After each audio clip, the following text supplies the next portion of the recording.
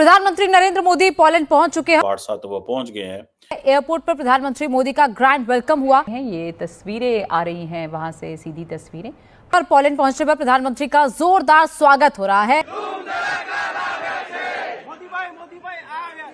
India is just acting like big powers.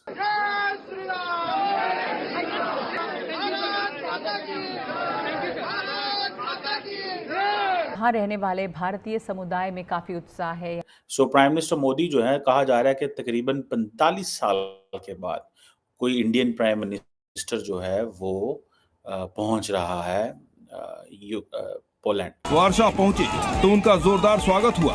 भारतीय समुदाय के लोगों ने पीएम मोदी के स्वागत में डांडिया पेश किया। वार्सा में भारतीय समुदाय को संबोधित किया। आपने यहाँ इतना शानदार स्वागत किया है। और उन्होंने मेरी राखी भी ले लिया है। उन्होंने राखी भी ले ली इनकी। क्या बोला आपने जब उनसे भेंट हुई आपकी? बस मुझे बहुत खुशी हुई है। बस वो आए, मैंने वेलकम मोदी ऐसा ही बोला और कुछ नहीं। इसका नाम परवा है, इधर बॉर्न हुआ है और वो बहुत नसीबदार है कि उसे उनका आशीर्वाद मिला है कि उनका हमारा बहुत सौभाग्य हो गया उनको मिलके। एक ऐसा एहसास हुआ कि खुद भगवान हमारे सामने आ गए। महात्मा गांधी हो, जवाहरलाल नेहरू हो, इंदिरा गांधी हो, रविंद्रनाथ टैगोर हो, इन सब की जो नाम है इन लीडर्स के, उनकी पोलैंड की सड़कों पे हैं। पोलैंड की सड़कों के ऊपर इनके नाम है।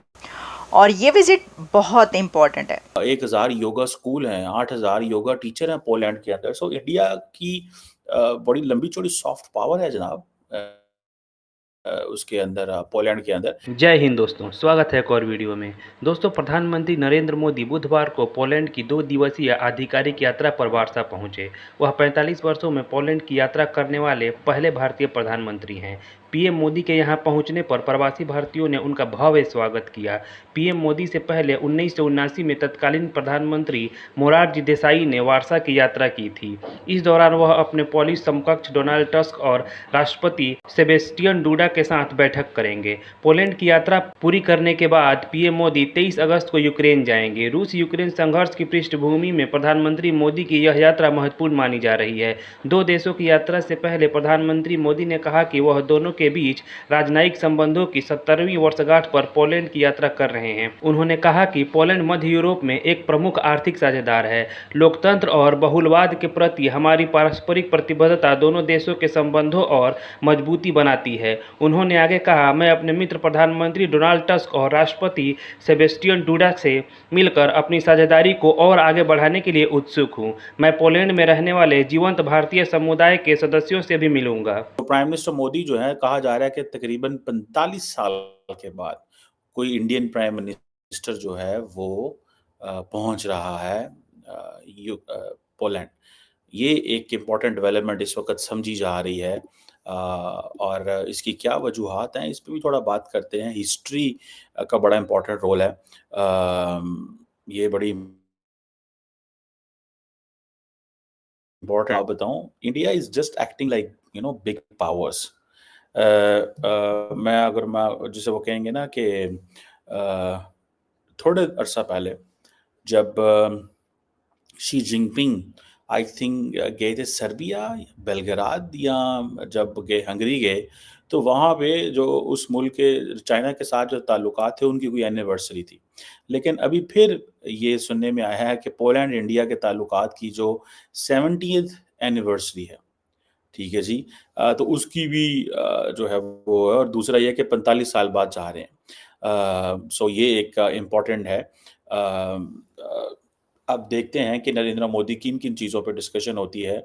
लेकिन इंडियन मीडिया जो है वो बार बार एक चीज़ को हाईलाइट कर रहा है, और वो जारी बात है, लार्जली मीडिया जो है जिस चीज़ को हाईलाइट कर रहा है, अमूमन गवर्नमेंट वही चाह रही होती है कि वही चीज़ें हैं, उन एंगल से ही देखा जाए। हिस्टोरिकल कनेक्शन को बहुत ज़्यादा इम्पोर्टेंट देखा जा रहा है। कहा जा रहा है कि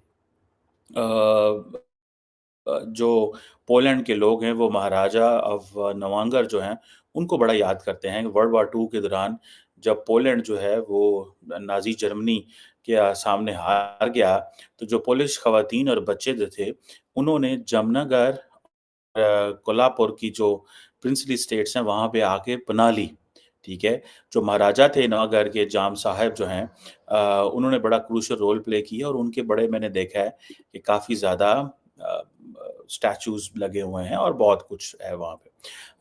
कहा जाता है कि जो कोल्हापुर है जहाँ ये वो जगह है जहाँ पे पोलिश लोगों ने आके रिफ्यूज ली और जो महाराजा थे कोल्हापुर के उन्होंने इन लोगों को बड़ी हॉस्पिटैलिटी दी। पाकिस्तान कोई भी जो इंटरनेशनल अगर हम देखते हैं नेशनली अगर हम देखें तो कोई भी लीडर पाकिस्तान आना नहीं चाह रहा। भारत को हमने देखा कि उन्होंने जापान में बात की, डायलॉग जो 2+2 डायलॉग हुए वो हुए हैं। अभी पोलैंड गए हैं मोदी जी, उनको बड़ा वार्म वेलकम मिला है, लेकिन पाकिस्तान की तरफ कोई कंट्री का किसी किस्म का लीडर नहीं देखा। आएंगे क्यों? आना चाहिए भी नहीं उनको। उसकी वजह ये है आरजू के जो भी आपके आता है आप पैसे मांग लेते हैं उनसे। देखिए ना, भारत ने सबसे पहले उनका एक स्लोगन, उनका एक टारगेट था स्ट्रेटेजिक अनाटमी, उन्होंने स्ट्रेटेजिक अटानमी। तो उसको अचीव करने के लिए उन्हें पता था सबसे पहले तो फाइनेंशियल उन्होंने अपने कवर किए। इस वक्त they are the strongest country in the region finance wise. और फिर वो अपनी मर्जी से, उसकी सबसे बड़ी मिसाल जो है स्ट्रेटेजिक अटानमी की, कि उन्होंने रशिया से तेल लिया जबकि अमेरिका और दूसरा वेस्ट जो था इसके खिलाफ था। अब उन्होंने अपने नेशनल इंटरेस्ट में डिसीजन लिए। आज भी वो नेशनल इंटरेस्ट को बेस सामने रख के वो डिसीजन ले रहे हैं। पोलैंड के, मैं जब अभी मोदी साहब पोलैंड गए, मैं हैरान हूं, वहां पे तकरीबन 25-30 हजार इंडियन आबाद है वहां पे। मोदी साहब डायस्पोरा को जाके वहां मिलेंगे, डिस्कस करेंगे। बल्कि डायस्पोरा नहीं, उनको तो टेक्निकोरेट होते हैं, उसमें 5000 स्टूडेंट है, बाकी उनके सारे आईटी रिलेटेड लोग हैं पोलैंड के अंदर। और पोलैंड एक ऐसा कंट्री है जो नेटो का मेंबर भी है, लेकिन यूक्रेन को असला भी नहीं देता वो। लेकिन इन चीजों को अचीव करने के लिए अपने आप को पहले फाइनेंशियली स्ट्रॉन्ग करें। लेकिन आपके किसी भी लीडर, किसी के मुंह से अभी तक एक लफ्ज नहीं निकला किसी आज तक के आपके ग्रास रूट इश्यूज क्या है। 3 करोड़ बच्चा तो आपका स्कूल ही नहीं जा रहा, तो आप तरक्की किस तरह करेंगे? प्रेसिडेंट क्यों आए वहां पे भी? जो आता है आप कपड़े उतार लेते हैं उसके, आप उससे मांगना शुरू हो जाते हैं, पैसे मांगते हैं। क्यों आएंगे वो? आपके वज़ीर आज़म सब खुद कहते हैं मेरी ना कॉल उठाता है, मैं जहाँ जाता हूँ खराज मांगता फिर हूँ। भाई लंदन में जो आपने प्रोजेक्ट शुरू कर रखे हैं, मिफ्ता इस्माइल साहब कई दफा कह चुके हैं आपका 150 बिलियन बाहर पड़ा, वो ऐसे थोड़ी चला गया ना। आप लूट रहे हैं, मुसलसल लूट रहे हैं, आज भी लूट रहे हैं। आपके जितने इस वक्त डिसीजन मेकर हैं उनके तो बच्चे सब के सब बाहर हैं। वो तो अपने टैची अपने पैक करके सोते हैं कैरी ऑन लगेज के साथ, कि क्या पता है पलटा खाए, सुबह की फ्लाइट पहले लेनी पकड़नी पड़ जाए। आपका तो हर इस वक्त तो यही चल रहा है काम, और सबको पता है। ये भी नहीं कि मैं कोई नई बात कर रही हूँ, सबको पता है करप्शन के क्या हालात। मगर सर ये कोई अच्छी चीज भारत से क्यों नहीं सीख लेते, खासतौर पे इकोनॉमी को अपने करने के लिए? वो तो किसी से भी सीखी जा सकती है, भारत नहीं पसंद ना सही, लेकिन उसमें उससे सीखा तो जा सकता है।